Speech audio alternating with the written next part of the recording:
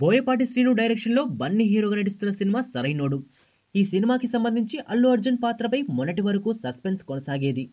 కొందరు police officer అంటే మరికొందరు కాదంటారు. ఎట్టకేలకు ఫస్ట్ లుక్ విడుదలైన సందర్భంగా బన్నీ క్యారెక్టర్ కూడా తెలిసిపోయింది.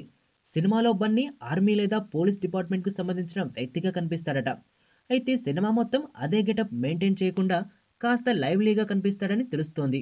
అంతేకాదు, ఈ గెటప్ కూడా కేవలం కథలో భాగంగా వేసింది తప్ప సిసలైన గెటప్ మాత్రం వేరే ఉందని తెలుస్తోంది. ఫ్లాష్ బ్యాక్ వచ్చేసరికి బన్నీలో అసలైన గెటప్ ఏంటనేది బయటపడుతుందని.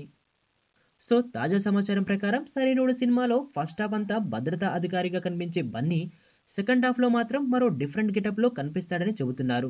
తమన్ సంగీతం అందిస్తున్న ఈ సినిమా పాటల్ని వచ్చే నెల 14 విడుదల చేస్తున్నారు. ఈ సినిమాను ఏప్రిల్ 8 విడుదల చేయాలని నిర్ణయించారు.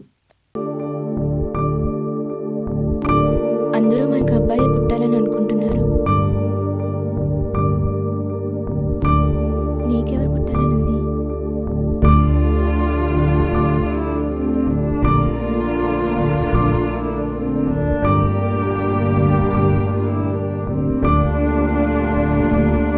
ఏంటి నందు మాట్లాడట్లేదు?